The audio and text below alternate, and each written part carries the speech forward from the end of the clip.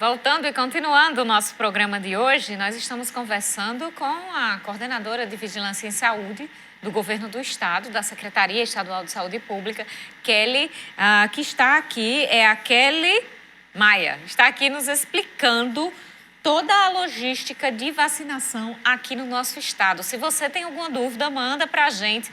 Nossas redes sociais estão aí para você copiar. Então, se você não tiver achar mais prático, coloca lá na busca da sua rede social preferida, Twitter, Facebook, WhatsApp, Cenário Político TCM, conversa com a gente no programa de hoje sobre este assunto que tem tido muitas perguntas nos últimos dias, né, Vanuvo? Então, hoje a gente vai tentar esclarecer tudo.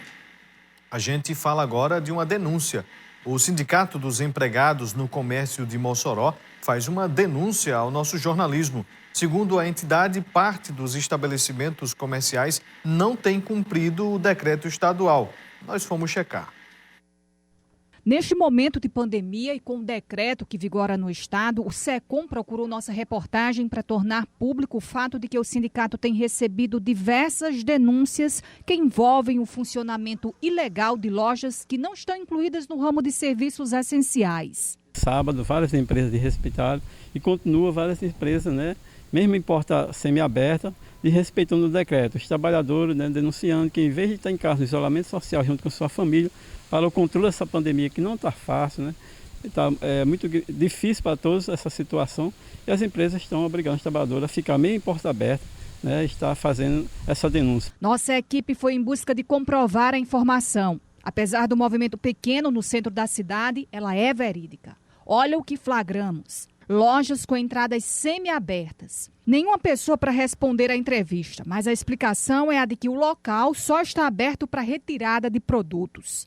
Caso o estabelecimento não se encontre entre as atividades consideradas essenciais, a população ou o próprio trabalhador pode entrar em contato com o SECOM através do telefone que aparece agora aqui na tela para fazer denúncia ou mesmo buscar uma orientação. Inclusive, o SECOM cobra do município mais atenção a respeito da fiscalização nesse setor do comércio. Procuramos, então, a setor da Vigilância Sanitária, pedido para procurar o PROCON. A gente foi ao PROCON, estava fechado, fizemos a denúncia virtualmente, mas enfim, exigimos da Prefeitura a fiscalização desse decreto para que seja cumprido as empresas que não são serviços essenciais, que esteja fechado, para que não esteja atraindo a população para a rua, arriscando a vida da saúde dos trabalhadores do comerciário, da comerciária, que sempre está ali de frente dessa situação, que poderia então estar o isolamento social nesse sentido. Pois é, Vanuvo, o ruim é quando aquela porta meio aberta ali não é só para entrega de mercadoria, para o famoso take away. É muitas vezes utilizado para olha para um lado, olha para o outro e deixa o cliente entrando, e não só um, mas alguns clientes irem entrando. Não pode acontecer isso, realmente. Além do número do sindicato, a Prefeitura disponibiliza também o número da própria Guarda Municipal 153 para essas denúncias. Se for caso de aglomeração, a Guarda Municipal pode atuar. Se não, a Guarda Municipal pode entrar em contato com a fiscalização da Vigilância Sanitária da Prefeitura, que vai atuar no caso de estabelecimentos que não podem abrir e estão descumprindo as regras. Carol, é preciso fazer e ter alguma estratégia ali para repassar os produtos àquelas lojas que não abrem. Se a pessoa não pode abrir, é que funcione o comércio virtual. De alguma forma, o comerciante precisa vender, precisa ganhar dinheiro, Então, os meios virtuais, as entregas, delivery, talvez fossem a solução para evitar esse tipo de constrangimento. Exatamente. A questão, a gente precisa trabalhar, precisa sobreviver, então vamos cumprir, até mesmo quando o decreto for revogado, que as lojas puderem funcionar, vamos cumprir, com as regras estabelecidas. Eu me lembro no ano passado, Vanuvo, nessa época estávamos nessa mesma situação, com somente serviços essenciais autorizados a funcionar, mas quando foi passando o tempo, passando um mês e pouco dessa ordem, a gente passava ali pelo comércio e já tinha loja, não era só com a porta meio aberta, não. Já tinha loja com a porta total aberta, com produto na calçada, dizendo, não, a gente não está aberto. Mas os produtos ali na calçada, juntando gente para funcionar. Não pode ir relaxando ao longo do tempo. Nem os estabelecimentos em relação aos decretos governamentais, nem a população e também a fiscalização da prefeitura também não pode relaxar, não, ao longo do passar aí dos dias em relação a estas ordens. Vamos agora voltar a falar sobre vacinação com Kelly Maia, coordenadora de Vigilância em Saúde da CESAP. Kelly, no bloco anterior eu fiquei com uma dúvida. Quer dizer que aquelas doses que estavam estocadas para serem enviadas como segundas doses já foram enviadas aos municípios, não é isso? E quantas foram? Isso, perfeito.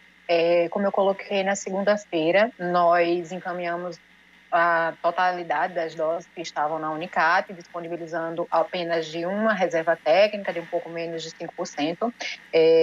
E aí, dentre essas doses, tinha ali a 7ª remessa em sua totalidade para ser aplicada como dose 1 e a 8ª remessa para também ser aplicada como dose 1.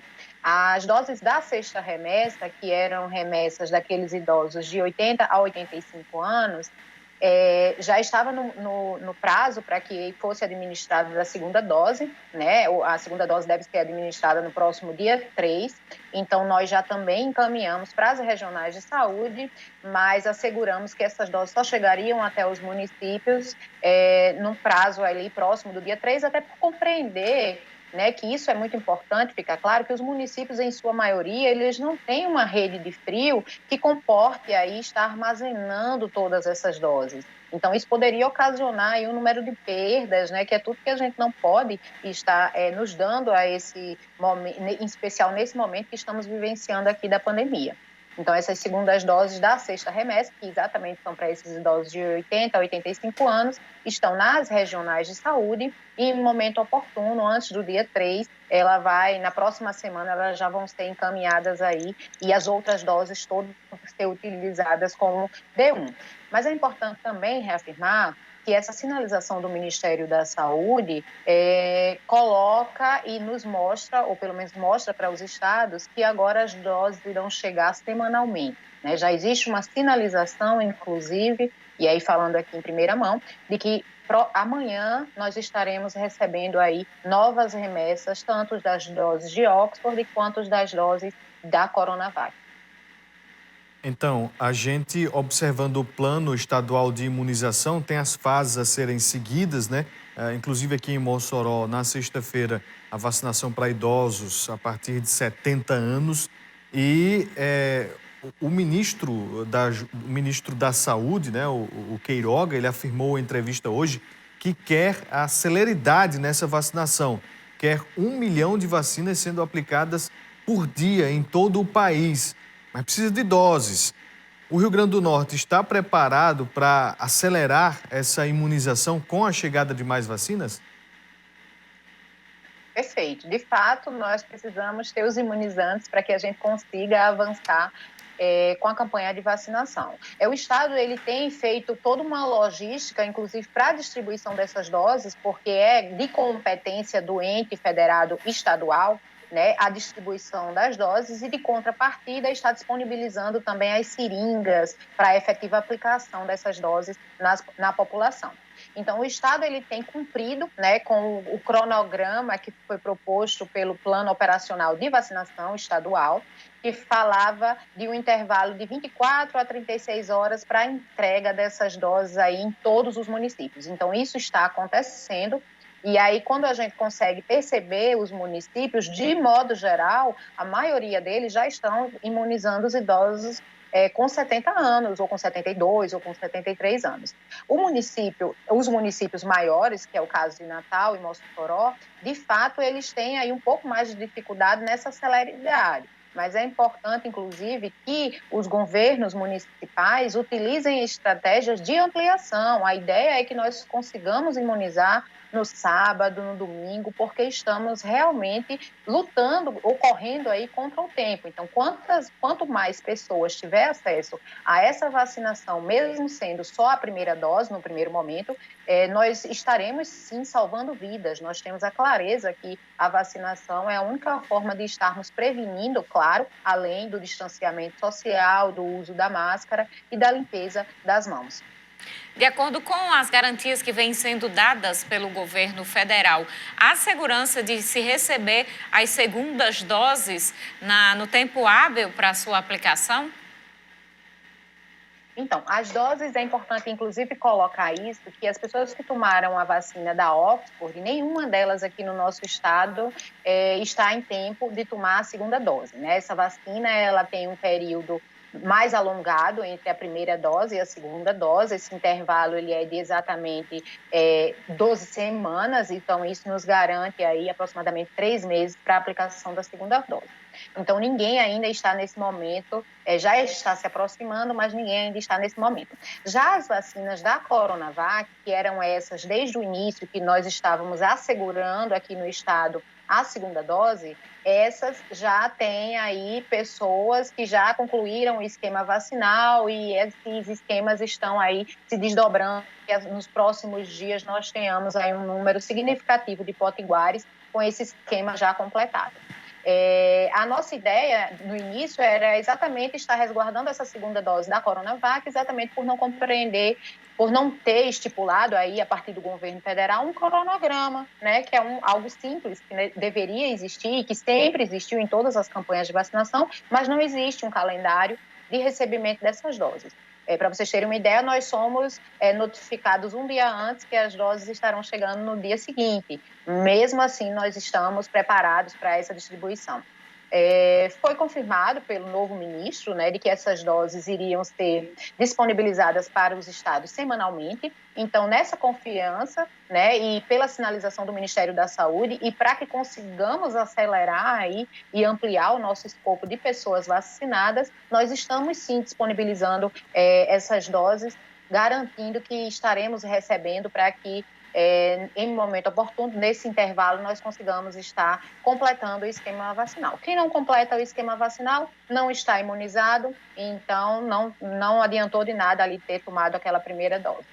A segunda dose tem que ser tomada dentro daquele período estabelecido pelo laboratório, de acordo com cada vacina, aquele tempo específico. Se passar um pouquinho, tem algum problema? Então, todas as vacinas, né, a gente tem aí um intervalo de 2 dias para mais ou 2 dias para menos, não vai fazer nenhum tipo de diferença, o organismo ele vai estar reagindo da mesma forma. O ideal é que não passe tanto, né? Quando a gente passa muito a vacina, realmente ela não tem a mesma eficácia, isso comprovadamente. E também quando a gente antecipa muito essa segunda dose, faz com que a gente não tenha aí o número de anticorpos necessário para essa tomada da segunda dose, então também não vai ter a mesma eficácia. Então, o ideal é que, por exemplo, Coronavac, você tome ali, o ideal é 18 dias, mas tipo, cai no sábado, não está aberto, eu vou na segunda, 20 dias, não tem problema nenhum, ou então eu antecipo para sexta-feira, também não tem problema. Kelly, a senhora falou agora há pouco que amanhã chega mais um lote de vacinas aqui para o Rio Grande do Norte. Já se tem a ideia da quantidade? Perfeito, tenho sim. Vou só falar o número exato aqui para vocês, para que eu não caia no equívoco. São exatamente, vão vir vacinas das duas, tanto da Butantan, da Coronavac, quanto da Oxford. Da Coronavac são 48.200 doses e da Oxford são 17.900 doses. Certo. Elas chegam amanhã e devem ser distribuídas para os municípios quando? Na sexta-feira. Como eu coloquei, nós estamos nessa força-tarefa, inclusive estimulando os municípios para que eles possam estar ampliando essa vacinação para o sábado, para o domingo, em horários diferenciados, porque a gente sabe que, apesar de estarmos com um decreto em vigor, um decreto que é mais restritivo, mas ainda existem algumas pessoas que estão trabalhando e que muitas vezes não conseguem garantir esse acesso a uma unidade de saúde para ser imunizado. Então, a ideia é que os municípios eles possam estender os horários de vacinação até às 18 horas. A gente sabe que existe um problema também de segurança, né? Inclusive aqui no estado, já existiu um município onde teve roubo das doses da vacina, mas a gente também precisa compreender que o SUS ele precisa garantir, de fato, esse acesso de todos. Então, as pessoas que estão aí classificados como prioritários para esse momento, precisam aí ter esse horário ampliado para que consigam chegar até uma unidade sem aglomeração, sem tumulto e tomar a sua dose de vacina. Vamos para mais um intervalo, daqui a pouco a gente volta.